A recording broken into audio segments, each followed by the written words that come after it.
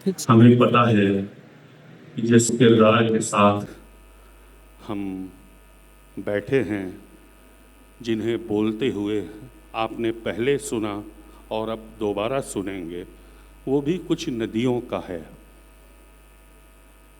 गंगा और घाघरा के दियारा में से जिस जगह का नाम है सिताब दियारा, लोकनायक जयप्रकाश नारायण की जन्मभूमि से जिनका अभ्युदय हुआ और जो बनारस आए, जिनका गुरुकुल है बनारस। और आप देखिए कि पहले वो यूपी कॉलेज में पढ़े जो प्रायः वरुणा के किनारे है, और फिर वहाँ से उठकर काशी हिंदू विश्वविद्यालय आए जो असी नदी के किनारे है, और वरुणा और असी के समवाय का ही नाम वाराणसी है। यूँ हमारे अत्यंत अभिन्न और शिष्टाचार के तकाजे से राज्यसभा के उपसभापति, अन्यथा हिंदी में सोचने वाले एक मन का नाम है हरिवंश। एक नारा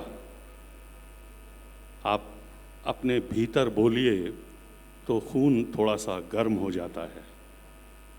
पिछले 40 बरस का कामकाज देख के एक व्यक्ति जो 4 नदियों का है, गंगा, घाघरा, वरुणा और असी, और एक विश्वविद्यालय का जिसका नाम है काशी हिंदू विश्वविद्यालय, जिन्होंने आत्मनिर्माण किया है वहाँ से। यो एक चीज़ जो हरिवंश जी को बनाती है वो है नदी या नदियाँ। दूसरी चीज़ का नाम है दूसरे तत्व का आंदोलन। वो एक नाराज ऊर्जा का भी नाम है, आंदोलनकारी जज्बे का। उन्हें देखकर अब नहीं लगता लेकिन वो बहुत गंभीर असहमति से निकलकर इस देश के, हमारी भाषा के क्षितिज पर दृश्यमान हुए हैं। भाषा उनका तीसरा तत्व है। अंग्रेज़ी हटाओ आंदोलन और सन 60 के अंत, सन 70 की शुरुआत, 70 के मध्य तक चलने वाला जो छात्र आंदोलन था, जो सिर्फ अखिल भारतीय आंदोलन नहीं था उत्तर भारत का, जिसमें पूरी दुनिया के नाराज़ छात्रों की समवेत ऊर्जा शामिल थी, उस ऊर्जा के नुमाइंदे हैं हरिवंश जी। मैं बाहर खड़ा था अपने अग्रज मित्रों के साथ, मैं उनसे पूछ रहा था कि मैं हरिवंश जी से क्या पूछूं। अश्विनी कुमार जी ने मुझे बताया कि पहला सवाल उनसे होना चाहिए कि क्या उन्हें प्रभात खबर की याद आती है सर, आप यहीं से शुरू कीजिए, प्रभात खबर से। विमेश जी, आपकी इजाज़त से सबसे पहले मैं इस सभागार में मौजूद सबके प्रति अपना सम्मान प्रकट करना चाहूँगा।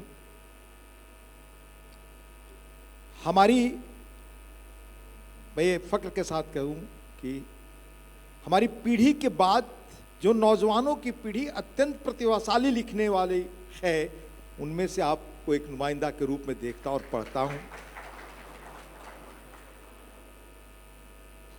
जैसा आपने कहा, काशी मेरा गुरुकुल है, तो काशी से मिले ज्ञान और काशी से मिले गुरुओं को प्रणाम करते हुए मैं आपके इस प्रश्न के बारे में कहूँगा। दरअसल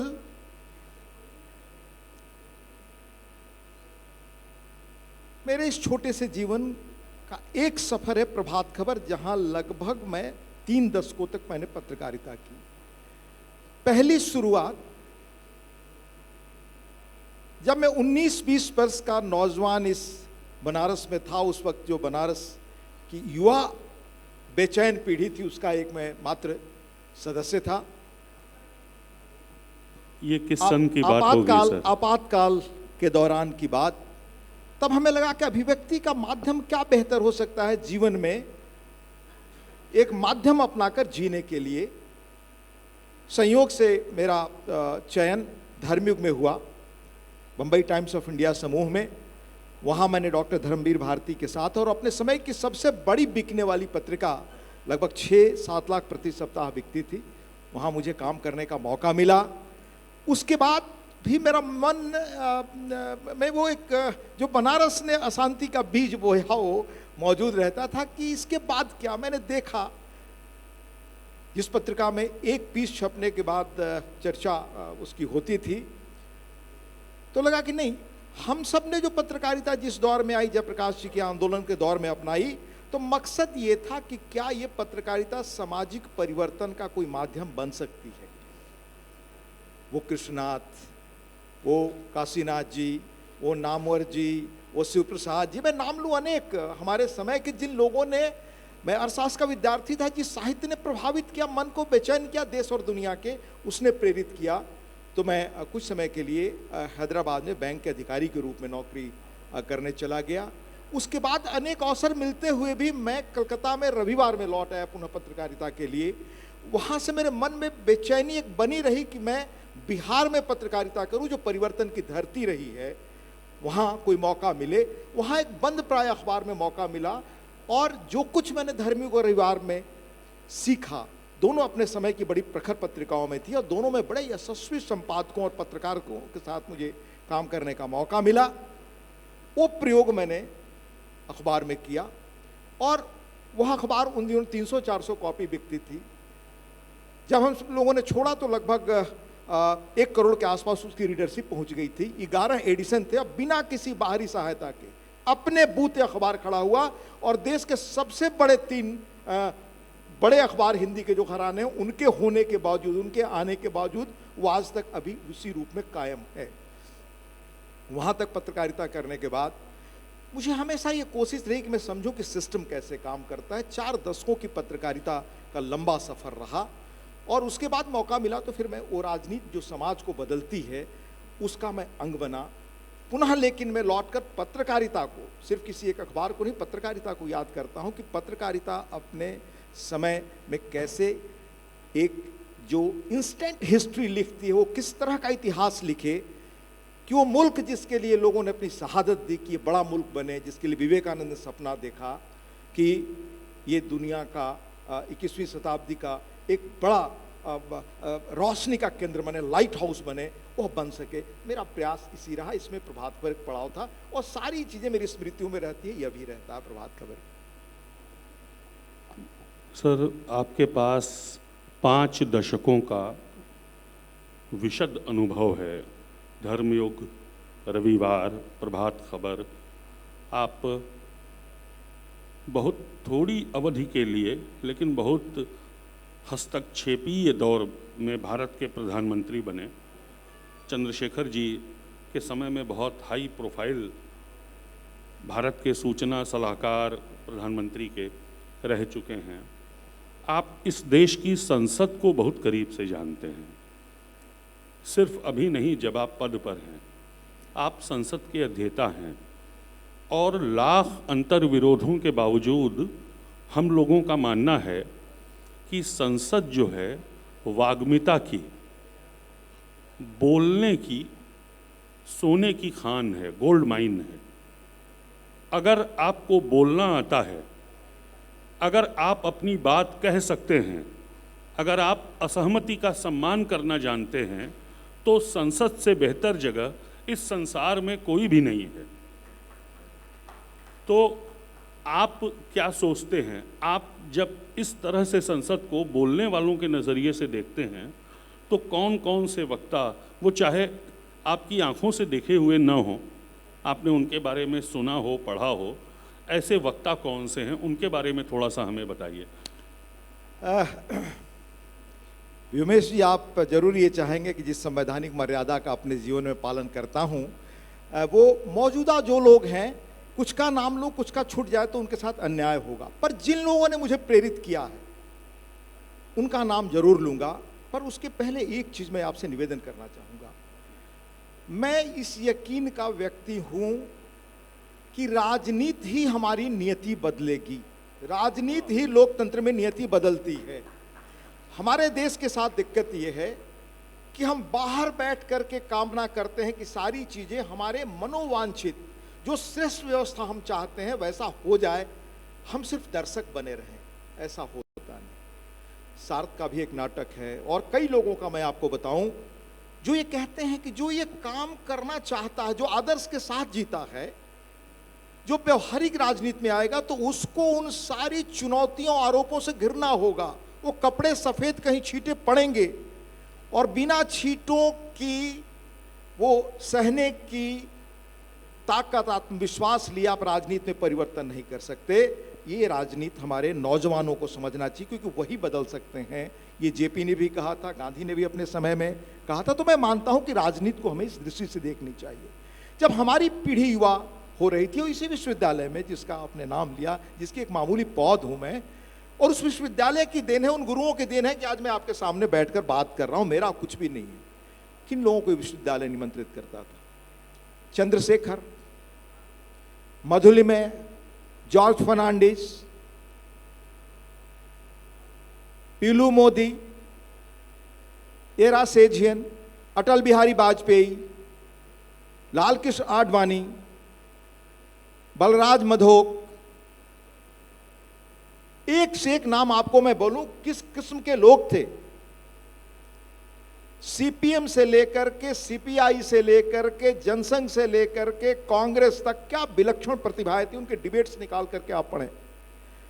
और मैं एक चीज उल्लेख करना चाहूंगा, संविधान के हाल में 75 वर्ष पूरे हुए। संविधान सभा आपके शायद 2 वर्ष 11 महीने उसने काम किया और जहां तक मुझे याद है, स्मृति से कह रहा हूं, 6000 संशोधन के प्रस्ताव आए और पहली बार ये देश हजारों वर्ष बाद, बल्कि मैं कहूं कि वो अशोक के समय में भी नहीं था, मौर्य साम्राज्य के समय भी नहीं था, उसके बाद से लेकर जितने बड़े आपके बादशाह हुए, इस देश को स्वरूप नहीं दे सके जो सरदार पटेल के प्रयास ने दिया एक करके। उसका जब संविधान बन रहा था, जो आज संविधान हमारे लिए पथ प्रदर्शक है, तो उसमें 6-7 तरह की विचारधाराओं के लोग थे और 2 वर्ष 11 महीने लगभग उसकी बैठक हुई। 6000 से अधिक संशोधन आए। कभी उत्तेजना की एक बात आपने नहीं सुनी होगी। अलग अलग संस्कृतियों के लोग, अलग अलग पृष्ठभूमि के लोग, अलग अलग क्षेत्रों के रहने वाला, अलग अलग खान पान, अलग रीति रिवाज के लोग। और वो दौर याद करिए, देश में क्या उत्तेजना थी, देश में क्या किस किस्म का बंटवारे की पृष्ठभूमि और छाया थी। उस वक्त हमारी संविधान सभा ने बिना किसी विवाद के, बिना एक बार बहिष्कार के, बिना एक बार शोरगुल के, बिना वेल में आए, सारी समस्याओं को हल करके हमें एक संविधान दिया और इस देश को एक स्वरूप दिया। हम हजारों वर्ष बाद एक हुए लोग हैं। उसको बचाए रखने का दायित्व अब जो राजनीति में आ रहे हैं हम सब लोगों का है। मैं मानता हूं कि उन आदर्शों के साथ हमारी पीढ़ी न्याय नहीं कर पा रही है, ये बिल्कुल स्पष्ट। तो ये आप पूछेंगे कि न्याय नहीं कर पा रही है तो इसका रास्ता क्या है? मैं मानता हूं कि इस देश में एक विपरीत कहावत भी है, उसमें यथा प्रजा तथा राजा। आज जीवन के हर क्षेत्र में जिस रूप से हम लोग चुन करके आते हैं, हम लोग यहाँ प्रवेश कर रहे थे तो हर्ष जी कह रहे थे कि इस देश में नोबेल प्राइज कैसे मेडिसिन और बाकी चीजें IIT का मिले। मैं एक चीज नौजवानों से कहना चाहता हूँ, अभी हाल में नारायण मूर्ति जी ने इस देश को जो गौरव दिया उसको आप समझिए। गौरव ये दिया कि इसके पहले धारणा होती थी उमेश जी कि आदमी नियति से राजा होता है, नियति से उद्योगपति होता है, नियति से धनवान होता है, नियति से समर्थ होता है। पर नारायण मूर्ति ने कौन सा गौरव दिया? हमारे दादा धर्माधिकारी सर्वोदय के फिलोसफर थे, कहा करते थे कि मार्क्स को मैं सबसे बड़ा क्यों मानता हूं कि मार्क्स की देन थी कि उसने पहली बार नारा दिया कि गरीबी खत्म हो सकती है। गरीबी व्यवस्था की देन है, ये गरीबी भाग्य की देन नहीं। वो सर्वोदय थे दादा धर्माधिकारी। पर हमारे यहां भी आप देखें, कोई एक जन्म में टाटा बड़ला हो जाए ये कोई सोच नहीं सकता था। नारायण मूर्ति ने अपने श्रम से, एक नौजवान जो आज आपके पीछे बैठा है, वो सपना देख सकता है कि अपनी ईमानदार श्रम से दुनिया में वो प्रतिष्ठा अर्जित करके इन घरानों से भी आगे जा सकता है, जो नारायण मूर्ति ने किया। तो नारायण मूर्ति ने पिछले दिनों कहा कि 70 घंटे हमारे बच्चे काम करें अगर उनको चीन का मुकाबला करना है। हमारे देश में नौजवानों के बीच भी बात का विषय बन गया सोशल मीडिया पे। मैं अभी हाल में हमारे भारत के जो आधुनिक शिल्पकार और सबसे बड़े इंजीनियर माने गए विश्वेश्वरैया जी, उनकी आत्मकथा पढ़ रहा था। एक IIT के बच्चे ने लिखी है। जब 100 वर्ष के हुए तो उनका एक उत्सव हुआ उनके गांव में, और उसमें तब के आदरणीय प्रधानमंत्री जवाहरलाल जी भी गए थे। उनसे पूछा गया क्या आपका अंतिम संदेश क्या है, तो 3 ही शब्द बोल पाए। 100 वर्ष की उम्र थी, उनके बोलने में लड़खड़ाते थे। कहा work hard, work hard, work hard, work hard work. तो जिस देश की नौजवान पीढ़ी हार्ड वर्क से बचने लगे तो नोबेल प्राइज कठिन है। एक उदाहरण और कहें तो मैं दे दूं, हालांकि समय, वो है कलाम साहब का। कलाम साहब क्या आदर्श, उनकी किताबें पढ़िए। कलाम साहब ने लिखा है कि जब उनका प्रवेश, तब वो मद्रास इंस्टीट्यूट ऑफ टेक्नोलॉजी था, आज की तरह IIT नहीं बना था। आप जानते हैं वो अखबार बेचते थे, वहाँ से स्कॉलरशिप मिला, वहाँ आए। जब स्कॉलरशिप मिल गया तो वो पढ़ने लगे वहाँ। तो देखा कि एक दिन एक प्रोफेसर उनके कमरे में आए, हॉस्टल में रहते थे, और उनको एक काम दे रखा था कलाम साहब को, प्रोटोटाइप विमान बनाने का, क्योंकि विमानों से उनको कुछ लगाव था कलाम साहब को। उन्होंने खुद कहा कि हम बनाएंगे। तो देखा और कहा कलाम तुमसे ये अपेक्षा नहीं थी। अब कलाम साहब ने लिखा है कि खुद लिखा है कि मेरे नीचे की धरती खिसक गई, क्योंकि मैं एक ऐसे परिवेश से आया था जहां अखबार बेचता था। वहां से निकल कर आया था, एक भविष्य मुझे दिख रहा था कि मुझे क्या करना है। और हमारी स्कॉलरशिप चली जाती तो हम तो कहीं के नहीं रहते। तो कहा कि वो कहकर गए, मैं बेंच अपने कुर्सी पर बैठ गया। उन्होंने कहा कि 48 घंटे का समय देता हूं, अगर तुम सही ढंग से नहीं बना पाओगे तो तुम्हारी स्कॉलरशिप खत्म। तो कलाम साहब ने कहा कि अंधेरा छा गया मुझे, मैं अपने तख्त पर बैठ गया। फिर कुछ देर में नॉर्मल हुआ और मैं खाना पीना सब भूल गया। नैतिक जो हमारी वो रोज की जो क्रिया थी उसके अलावा सब कुछ भूल गया, और मैं वो प्लेन बनाने में लगा रहा। 48 घंटे बाद क्या देखता हूँ कि मेरे पीछे वो प्रोफेसर खड़े हैं, और उन्होंने देखा और कहा हाँ कलाम यू हैव एक्सेल्ड। कहा कि दैट गिव्स इंस्पिरेशन। 48 घंटे लगातार काम करके कलाम जैसे व्यक्ति ने देश को रहनुमाई दी। वो युवाओं से बात करते थे, जहां का युवा श्रम करने से बचे नोबेल प्राइज की कल्पना कठिन होगी। मेरा यही कहना है इस संदर्भ में। बात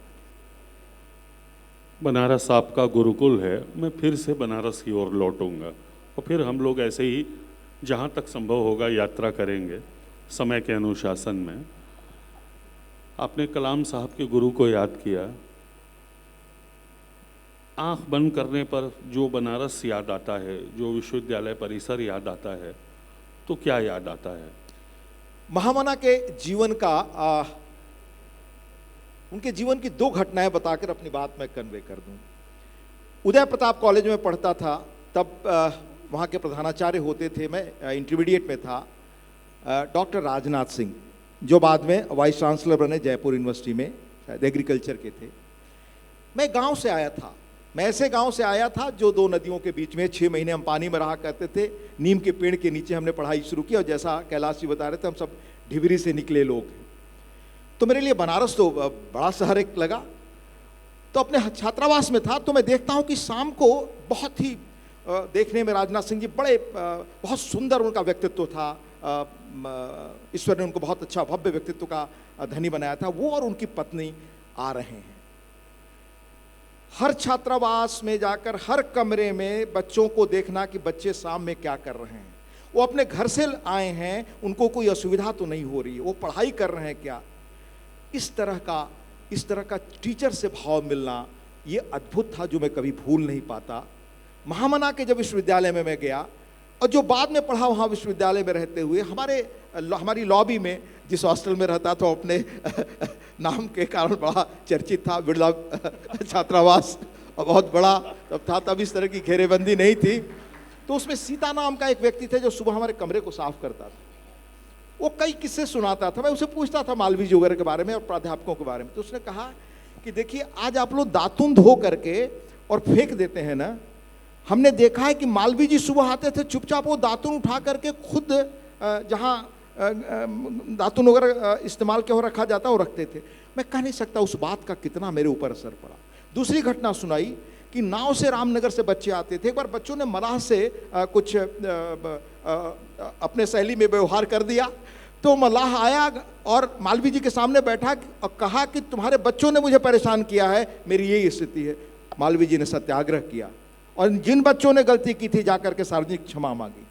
उसी मालवीय जी का दो और इजाजत दें तो मैं सुना दूं। ये मालवीय जी के जीवन के अंतिम दिनों की घटनाएं हैं दोनों, लेकिन वो देश के लिए पूरे मतलब जिस माहौल में हम रह रहे हैं, जिसमें मैंने कहा कि नैतिक पुनरुत्थान कैसे कॉमन लोगों से ऊपर तक चाहिए, उससे संबंधित है। मालवीय जी लगभग 70-80 वर्ष के हो गए थे। विश्वविद्यालय उसमें कुलपति आवास में रहते थे और तांगे से स्टेशन जाते थे। तो एक दिन कुमार ब्रजेश सिंह ने देखा। ब्रजेश सिंह आपके काला कांकर के नरेश थे, जिन्होंने बाद में स्वेतलाना से शादी की। आप समझ सकते हैं टीटो की लड़की से, जिन्होंने सॉरी रूस के जो वो थे स्टालिन, जो स्टालिन की लड़की से शादी की थी। तो उनके यहाँ के छात्र थे, तो वो और एक साउथ इंडियन और थे कोई प्रोफेसर जो बाद में वैज्ञानिक बने। उन दोनों लोगों ने लंका से देखा, जो यहाँ का शब्द है लंकेटिंग करते हुए महामना जा रहे थे, तो बड़े वृद्ध नजर आ रहे थे। तो उनको लगा कि भाई ये गाड़ी हम लोग कम से कम महात्मा जी को नहीं दे, अगर महामना जी को नहीं दे सके तो क्या हम युवा हैं और अपने इस व्यक्ति के लिए इतना भी नहीं कर सकते। तो उन्होंने तय किया कि कल शाम तक हम लोग खाना नहीं खाएंगे जब तक हम ये चंदा वसूल नहीं लेंगे। तो इन सब लोगों ने रात दिन करके चंदा वसूला। और क्यों मैं शिव प्रसाद जी को आज याद किया, शिव प्रसाद गुप्त को अपने उसमें बोलते हुए, कम लोग जानते हैं। ये लोग आधा पैसा इकट्ठा कर सके। उन दिनों फिटन गाड़ी आती थी, शायद लिखा है 3000 या कुछ की। तो आधा पैसा इकट्ठा कर सके तो ये लोग शिव प्रसाद गुप्त जी के पास गए। शिव प्रसाद गुप्त जी चुपचाप रहकर दान करने वाले लोगों में थे, चंद्रशेखर आजाद से लेकर सबको। उस व्यक्ति का क्या योगदान है हमें याद करना चाहिए। तो शिव प्रसाद गुप्त जी ने आधा पैसा दिया, लेकिन कहा महामना जी को मत बताइएगा। जब ये लोग आए लौटकर छात्रावास में, तो पता चला महामना जी याद कर रहे थे आपको शाम में। अब ये लोग तुरंत सुबह सुबह भागे गए, रात देर हो गई थी। महामना जी ने कहा कि ब्रजेश, तुम रियासत से आते हो, तुम लोगों को सुख सुविधा होती है तो जनता पर कर लगा कर ले लेते हो। हमारे विश्वविद्यालय में पढ़ने वाले लड़के जब लौट कर जाएंगे अपने गार्जियन को बताएंगे कि महामना की गाड़ी के लिए हमने चंदे दिए, तो लोग क्या मेरे बारे में सोचेंगे। तुम पैसे कल तक अगर नहीं लौट आते हो तब तक मैं खाना नहीं खाऊंगा। ये विश्वविद्यालय से मैं पढ़कर निकला हूं। एक और छोटी सी घटना मैं आपको सुना दूं।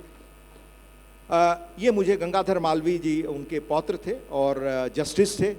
जब मैं गिरधर मालवीय जी ना, सॉरी गिरधर मालवीय जी जस्टिस थे इलाहाबाद विश्वविद्यालय में। मैं उनसे ये घटना के बारे में खुद पूछा और ये पढ़ा था कहीं मैंने।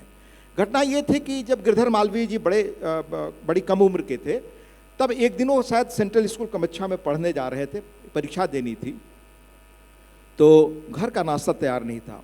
मालवीय जी के यहाँ 2 किचन चलता था, एक में जिसमें मालवीय जी का खाना बनता था और एक जिसमें घर के लोगों का खाना बनता था। मालवीय जी का जहाँ खाना बनता था वो सारा दान का अन्न आता था। तो घर में नाश्ता मालवीय जी के किचन में नाश्ता तैयार था। तो गिरधर मालवीय जी के बारे में पूछने के लिए लोग आए कि भाई नाश्ता वहाँ से करा दीजिए। मालवीय जी ने कहा नहीं, घर के लोग जो कमाते हैं उसे जो घर खर्च चलता है उससे एक पैसा दे दो, नाश्ता करके वो आएगा। गिरधर मालवीय जी परीक्षा देकर के नाश्ता करके अपना लौटे या नहीं किए। जब लौटे तो मालवीय जी भूखे बैठे हुए थे। दोपहर का खाना दोनों के अलग अलग किचन से आया। तो गिरधर मालवीय ने पूछा कि आज ऐसा आपने क्यों किया दादाजी, आप भी भूखे रहे, हमको भी भूखे रखा, हम कर लेते तो क्या दिक्कत थी। तो जो बात कही मालवीय जी ने, वो भारतीय मनीषा है, वो भारतीय। कहा मालवीय जी ने कि मैं देश के लिए कुछ काम करता हूँ तो मैं मुफ्त का अन्न खा लेता हूँ। मेरे यहाँ जो अन्न आता है वो बाबू शिव प्रसाद गुप्त जी के यहाँ से आता है, हर महीने वो भेजते थे। ये see the greatness of Shiv Prasad Gupt. और मालवीय जी की ग्रेटनेस देखिए, कहा कि मैं देश के लिए काम करता हूँ इस अन्न के बदले, तो मेरे से मिलने जो लोग आते हैं वो भी देश के लिए काम करते हैं, इसलिए घर के अन्न से खाते हैं।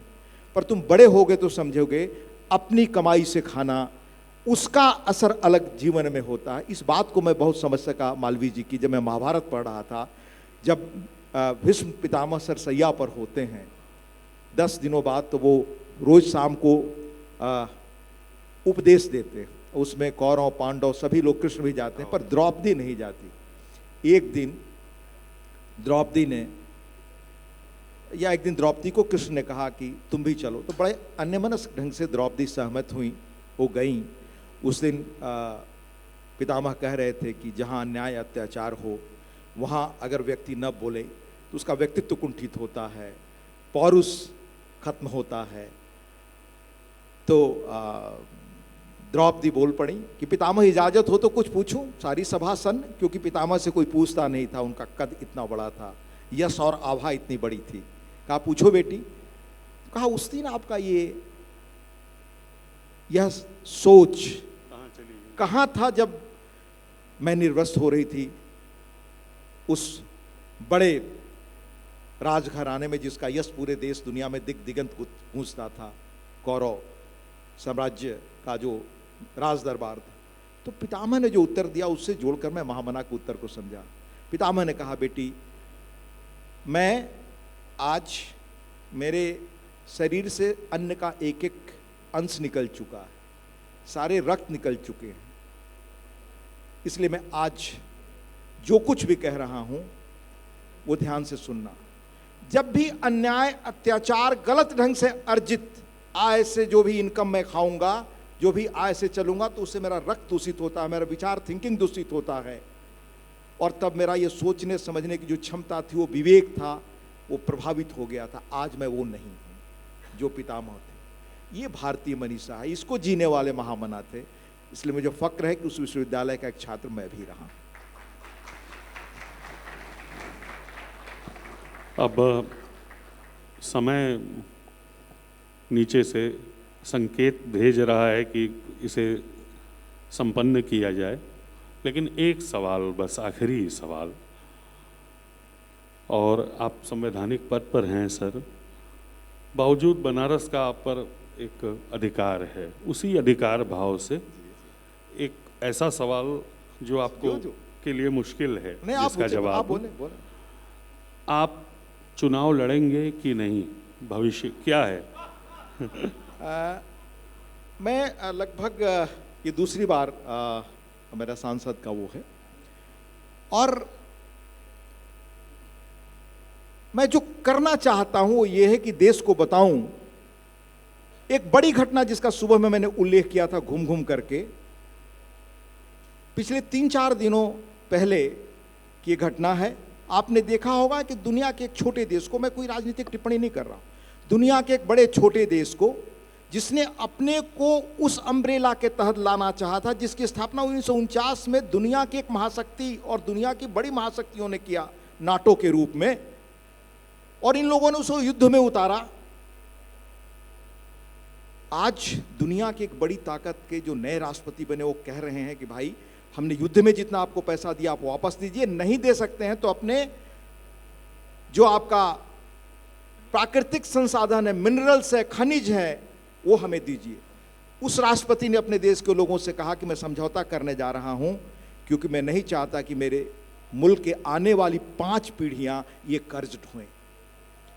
इसका संदेश समझिए। ये संदेश वही है जो चाणक्य ने कहा था, आर्थिक ताकत आज दुनिया में बन नहीं सकते, महाशक्ति बन नहीं सकते, तो आप अपने भारत के उस महान अतीत और गौरव को जो 5000-7000 वर्षों से हम बनाए रखने का, जिसका काशी उदाहरण है, हमें भारी चुनौती हमारे सामने होगी। और 14 के बाद मैं उन लोगों में हूँ जो मानता हूँ कि बड़े पैमाने पर देश में वो काम हो रहे हैं जो 40-50 वर्ष पहले होना चाहिए था, देश को महाशक्ति बनाने का।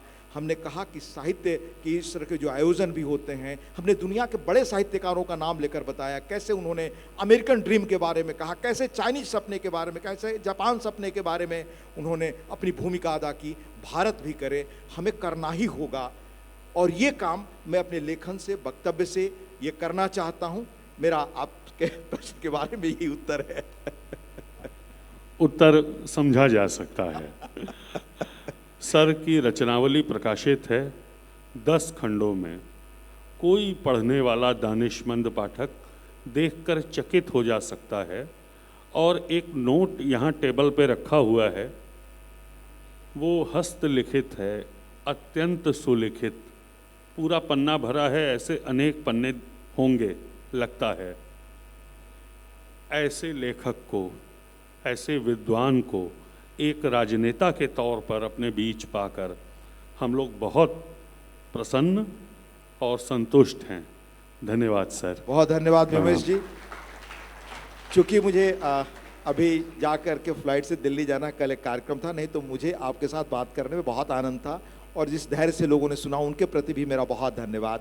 आपके साथ बात करना तो एक अलग किस्म का आनंद है। बहुत धन्यवाद, नमस्कार।